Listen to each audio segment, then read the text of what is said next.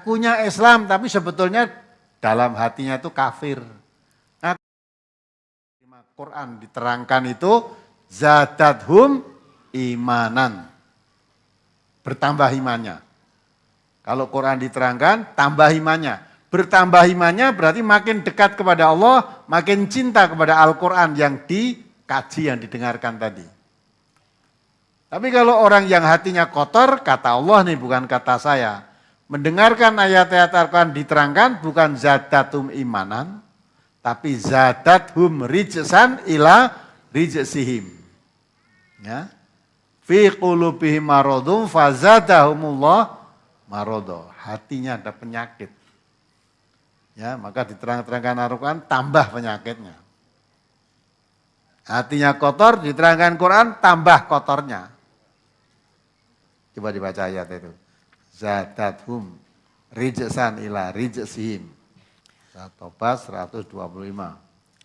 Wa ammal ladzina fi qulubihim maradun fazadathum rijsan ila rijsihim wa matu wa hum kafirun. Dan adapun orang-orang yang di dalam hatinya ada penyakit, maka dengan surat itu akan menambah kekafiran mereka yang telah ada. Dan mereka akan mati dalam keadaan kafir. Ya, ada notnya di situ. Penyakit batin seperti kekafiran, kemunafikan, keraguan-raguan dan sebagainya. Nah, itu. Kalau hatinya ada penyakitnya, wujudnya penyakit itu bukan penyakit liver, ya, kanker hati, sakit kuning, bukan. Yang dimaksud penyakit itu dalam hati kalau ada Quran diterangkan tambah penyakitnya itu penyakit hati.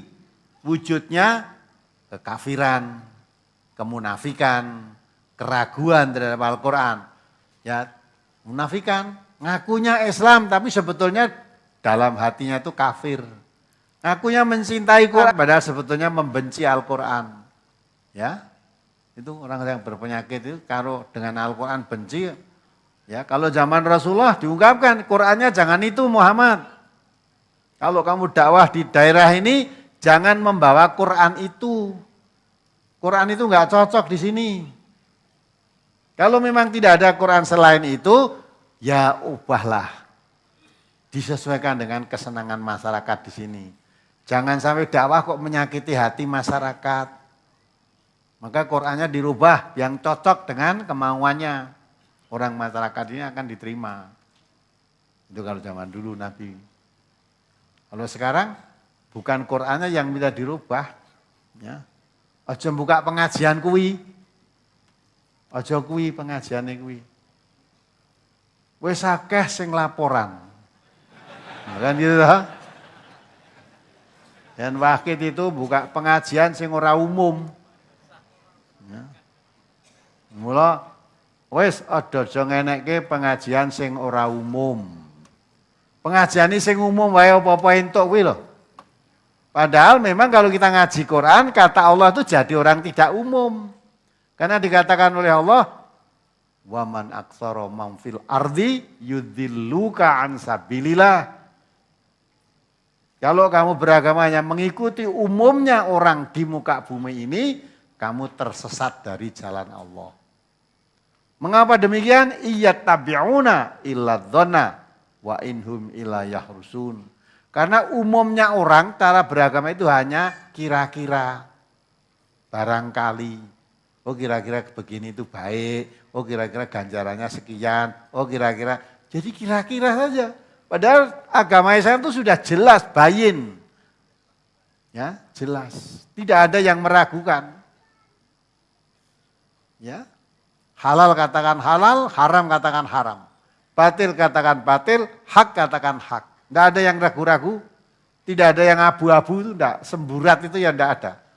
Jelas, hitam, putih, hitam, putih. Iki rada ireng, rada putih. Kamu munafik kalau begitu. Ya, maka di dalam agama Islam itu pedomannya jelas-jelas, tidak ada yang meragukan dan tidak ada yang setengah-setengah. Semuanya itu bayin, jelas. Nah, kebanyakan orang di dalam beragama itu, ya, ini apik, Menukira apik. Ukuran apik dan tidak apik apa? Kalau dimaui masyarakat banyak itu baik.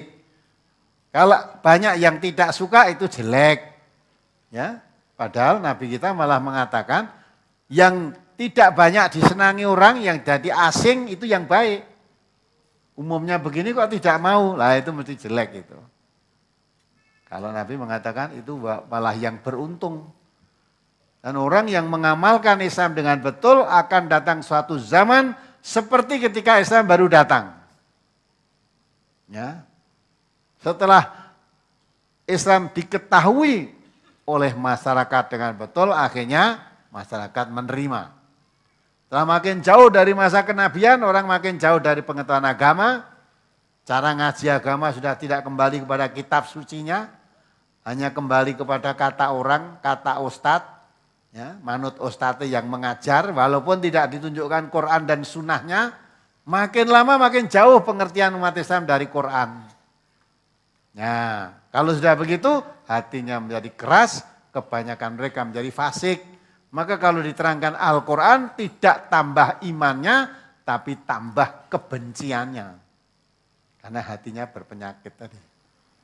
Orang yang hatinya bersih, ya, Quran diterangkan, dibuka ayatnya, oh ternyata Quran yang diterangkan tadi dengan Quran saya yang di rumah sama isinya.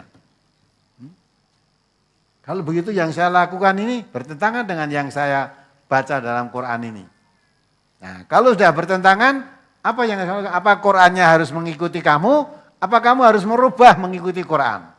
Kalau kita ingin mendapatkan syafaat, jadikanlah man ja'ala amamahu qadahu ilal jannah. Siapa menjadikan Al-Quran itu di depannya, menjadi penuntunnya, kamu akan dibawa ke dalam surga. Tapi kalau menjadikan Quran di belakang, hawa nafsumu yang di depan, melemparkan kamu ke neraka. Nah itu maka orang yang hatinya bersih mendengar Quran, tambah imannya berarti tambah baik perbuatannya, tambah yakin kebenaran Al-Quran, tambah yakin apa yang saya lakukan yang tidak sesuai dengan Quran itu adalah suatu kekeliruan. Nah,